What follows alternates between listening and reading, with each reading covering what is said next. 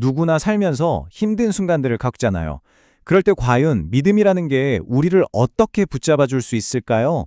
오늘 시편 31편을 가지고 그 길을 한번 같이 따라가 보려고 합니다. 자, 그럼 바로 본론으로 들어가 볼까요? 여기 아주 오래된, 어쩌면 가장 근본적인 질문이 하나 있습니다. 결점투성이인 우리 인간이 어떻게 감히 완전하신 신 앞에 설 수 있을까 하는 문제 말이죠. 시편 31편은 바로 이 깊고도 어려운 질문에 대한 답을 찾아가는 하나의 여정이라고 볼 수 있습니다. 자, 이제 이야기의 무대가 딱 펼쳐집니다.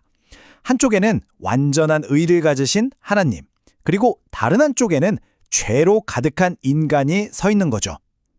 모든 이야기는 바로 이 둘 사이의 근본적인 갈등, 여기서부터 시작돼요. 보시는 것처럼 이 둘 사이에는요, 정말 건널 수 없는 깊은 강이 흐르고 있어요. 한쪽에는 단 1mm의 타협도 없는 완벽한 의가 있고요. 다른 한쪽에는 흠도 많고 부족하기 짝이 없는 인간이 서 있는 거죠. 자, 성경의 논리에 따르면 이 구도는 아주 명확한 결론으로 이어집니다.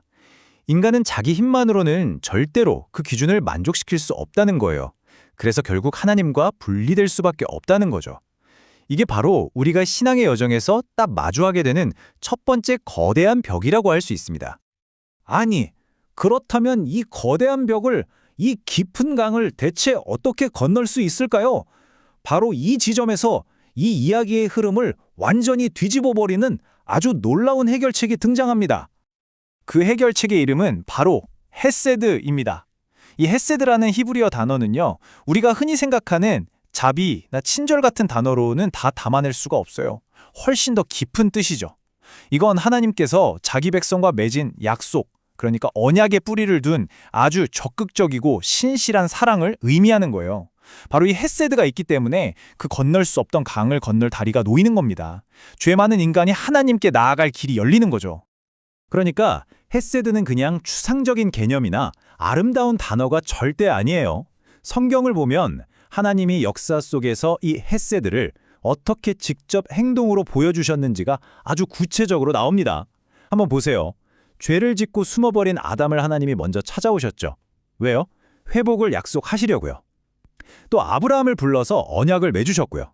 그리고 그 약속을 지키기 위해서 이스라엘 백성을 이집트의 노예 생활에서 건져내셨습니다. 이 모든 역사적인 사건들이 바로 하나님의 그 적극적인 헤세드를 생생하게 보여주는 증거들인 셈입니다.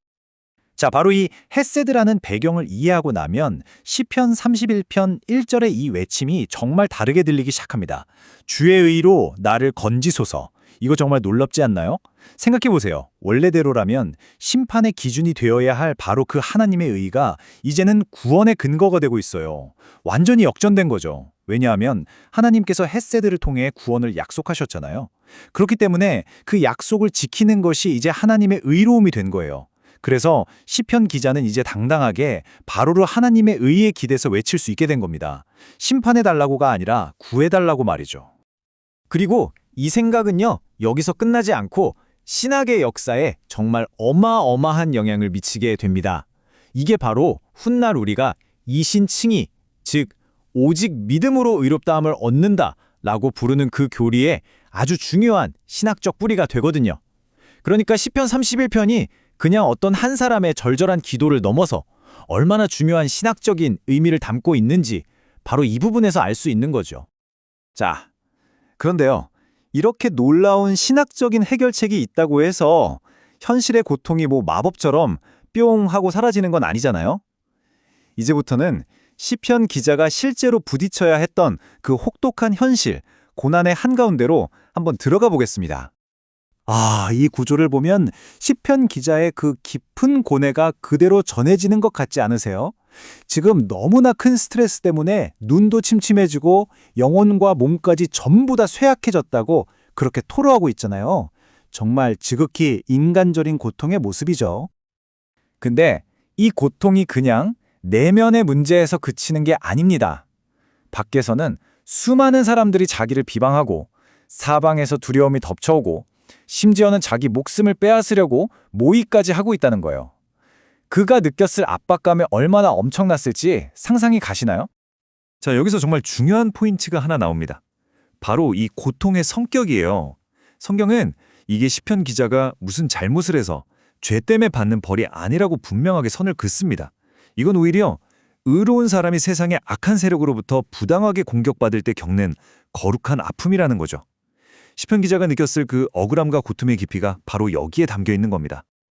그렇다면 이 모든 고통의 한가운데서 시편 기자는 과연 어디에서 답을 찾았을까요? 자, 이제 이 이야기의 마지막 장입니다. 믿음이 어떻게 가장 현실적인 피난처가 될 수 있는지를 우리에게 보여주죠. 이게 바로 그의 대답입니다. 그는 자신의 영, 그러니까 자기 생명 그 자체를 온전히 하나님의 손에 맡겨버립니다. 나를 구원하신 그 신실하신 하나님을 완벽하게 신뢰한다는 그런 표현인 거죠. 그렇다면 하나님께 피한다는 건 구체적으로 어떤 모습일까요? 그건 바로 더 이상 내 자신이나 어떤 운명 같은 걸 의지하지 않는 태도예요. 대신에 오직 하나님 한 분께만 온전히 의지하고 내 인생과 모든 역사의 주인이 바로 그분이심을 인정하는 거죠. 그리고 그분의 보호하심에 감사하고 찬양하는 것. 바로 이런 모습입니다. 자, 여기서 정말 중요한 게 있는데요. 믿음이 있다고 해서 외부의 위협이나 공격 자체가 갑자기 사라지지는 않는다는 점이에요.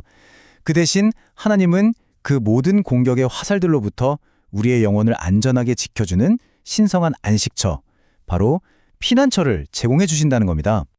그리고 마침내 시편 기자의 이 길고도 힘들었던 여정은 결국 하나의 찬양으로 끝을 맺습니다.